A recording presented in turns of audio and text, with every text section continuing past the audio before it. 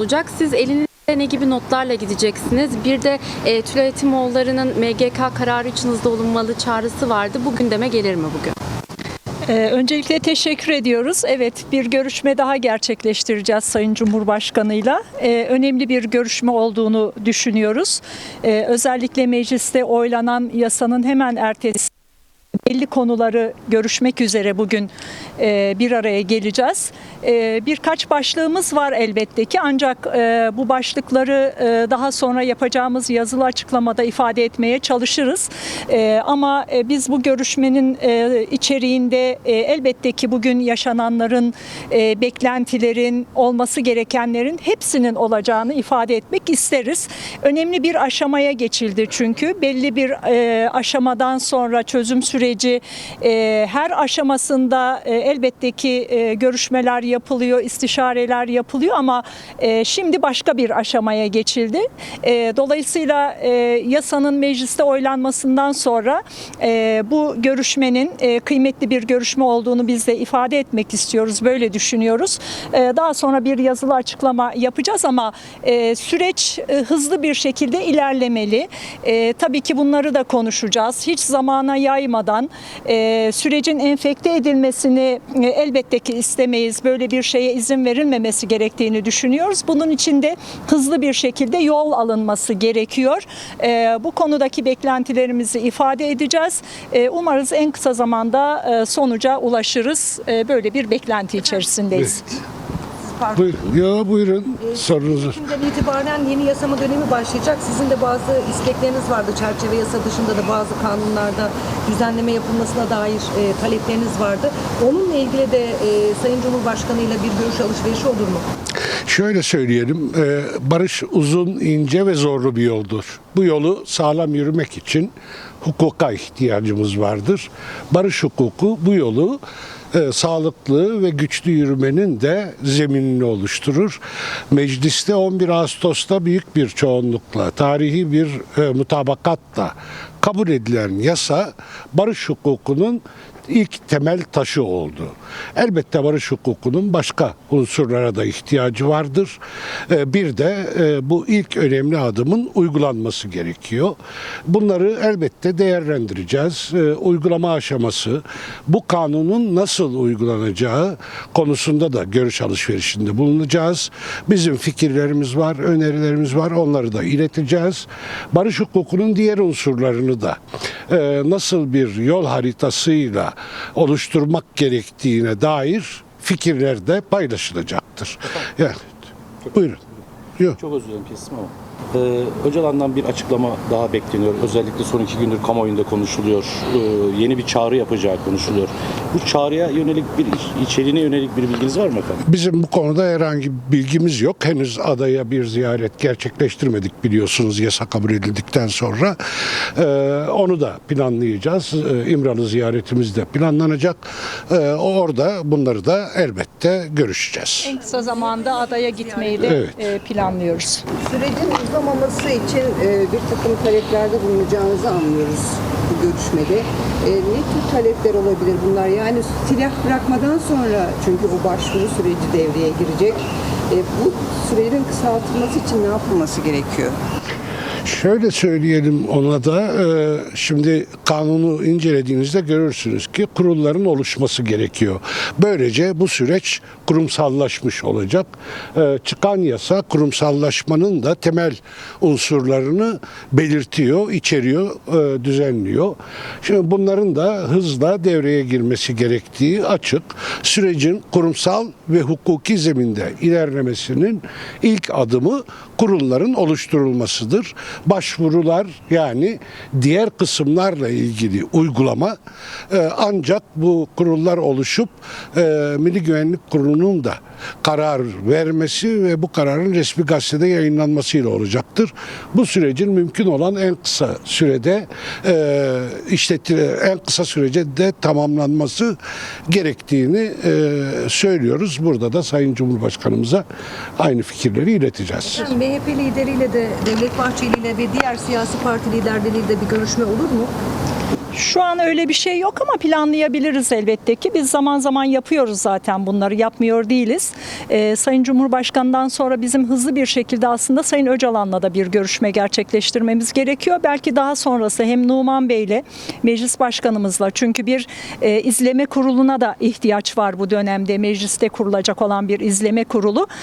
Bununla ilgili bir görüşme gerçekleştirebiliriz ama siyasi partilerle de elbette ki rutin olarak görüşmelerimiz devam eder. Fakat şu an planlanmış bir şey yok. Bunu ifade edeyim. Bunun dışında aslında yasal çerçeveye bağlı olarak Milli Güvenlik Kurulu raporu beklenmeden anayasa ve ahim kararlarının bir an önce uygulanması konusundaki düşüncelerimiz de önemli. Bu konuda büyük bir beklenti var toplumda. Bunların hayata geçmesini elbette ki söyleyeceğiz ama bu da önemli bir başlık olarak önümüzde duruyor. İdari ve hukuki düzenlemelere ayrıca ihtiyaç var. Bunu belirtelim. Selahattin Demirtaş'ın tahliyesine yönelik bir Her konuyu konuşacağız. Her konuyu konuşacağız. Numan Görüşürüz. Bey'le görüşeceğinizi ifade ettiniz. Meclisin tatile girdiği dönemde bu izleme kurulunun oluşturulması mümkün olabilir mi? Olabilir tabii. İsterse Sayın Kurtulmuş yapabilir bunu. Teşekkürler. Teşekkür ederiz arkadaşlar. Çerçeve yasa sonrası bu ziyaret büyük bir anlam ifade ediyor. Detayları senden dinleyelim. Görüşme bitti mi? Önce oradan başlayalım. Görüşme devam ediyor. Ben şu anda görüşme halinde İmralı heyeti üyeleri Ermin Buldan ve Sancar ile Erdoğan şu anda Cumhurbaşkanlığı Külliyesi'nden görüşüyor. Saat 4:16'da başladı görüşme. 16:10 gibi görüşmenin başladığı bilgisini almıştık. Görüşme halen sürüyor. Görüşmenin bu bir saat süreceği, yaklaşık bir saat süreceği söylenmişti ancak henüz bitine dair bir bilgi almadık İmralı heyetinden. Heyet çıktıktan sonra da elbette yapacağı değerlendirmeler sonrasında bir bilgilendirme yapacak. Ama öncesinde gazetecilerin sorularını yanıtladı heyet üyeleri. Özellikle meclis çıkışında gazeteciler bu gündem için yoğun ilgi gösterdi, bir araya geldi ve heyet meclis kapısında gazetecilerin sorularını yanıtladı. Önemli ifadeler kullanıldı burada. Sürecin zamana yayılmaması gerektiğine işaret edildi. Cumhurbaşkanı ile gerçekleştirilecek görüşmenin belli konuları görüşmek üzere olacağı belirtildi. Yine birkaç başlığın olduğunu ve bu başlıkları da yapacakları yazılı açıklamada ifade etmeye çalışacaklarını belirttiler İmralı heyeti. Yine yaşananların ve yine gereken her şeyi kendilerine aktaracaklarını ve bu noktada sürecin ihtiyacına dair önümüzdeki dönemde atılacak adımlara dair fikirlerini, görüşlerini ileteceklerini belirttiler. Tabii ki yasanın uygulama aşamasına ilişkin de önemli noktalar var. Bu noktalara ilişkin de aktarımlar yapacaklarını ve sürecin hızla devam etmesi, enfekte olmaması açısından da Cumhurbaşkanı Erdoğan'a önerilerini, yol haritalarını sunacaklar. Özellikle koordinasyon aşamasına dair Mithat Sancar'ın değerlendirmeleri vardı. Bu çok önemli çünkü yasanın uygulanma aşamasıyla ilgili önemli bir nokta burası. Dolayısıyla buna dair de Sancar zaten bugün DEM Parti Sözcüsü Ayşegül Doğan'ın açıklaması da vardı. Önümüzdeki birkaç gün içerisinde netleşir demişti bu başlıklar. Evet. Sancar da oraya işaret etti ve bu adımın önemini bir kez daha ortaya koydu. Sancar önemli açıklamalardı. Görüşme de gayet önemli bir görüşme. Şu noktalar önemli olan, bunları belki açmak gerekir. Kurulların oluşturulması gerektiğini iletecekler. Çıkan yasanın kurumsallaşmasının temel unsurlarını da içeriyor. Yasanın kurumsallaşmasının temel unsurlarını da yine kurullar tarafından oluşturulacağını söylediler.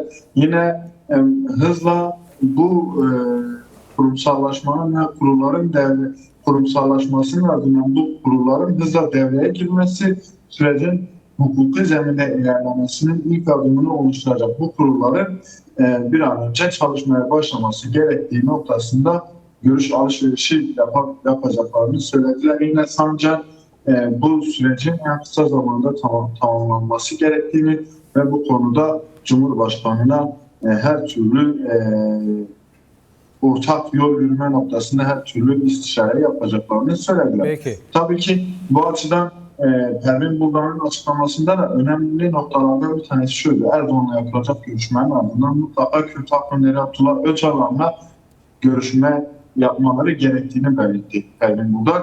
Hızlıca Peki Ömer sesimi alabiliyor musun?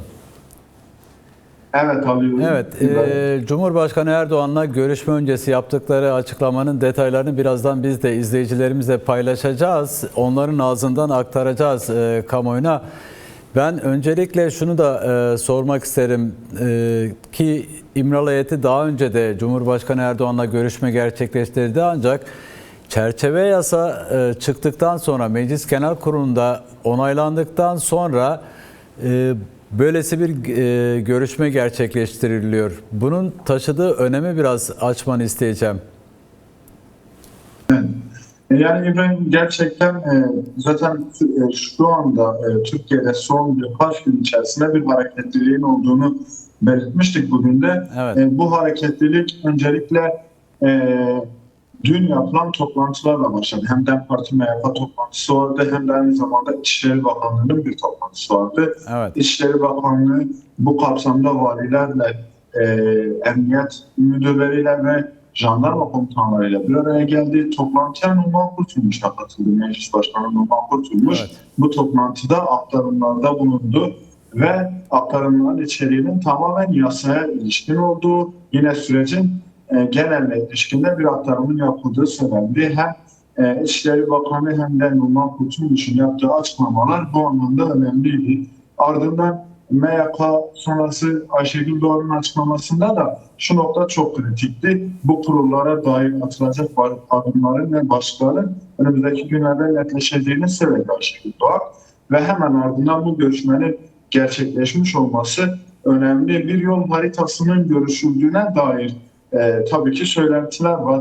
Ancak İmralı heyetinin yapacağı açıklamayla bunu göreceğiz. Bu anlamda da sürecin uygulanma aşamasına dair çok önemli bir görüşme olduğunu söyleyebiliriz. Çünkü uygulanma aşaması gerçekten önemli. Hem Kürt Halk Önderi Abdullah Öcalan'ın statüsünün oluşturulacak koordinasyonda belirlenecek olması, hem de bu koordinasyonun ve alt komisyonlarının yasanın uygulanması aşamasında önemli bir rol oynaması noktasında görüşme bir hayli kritik, yapılacak açıklama da gerçek anlamıyla kritik olacak.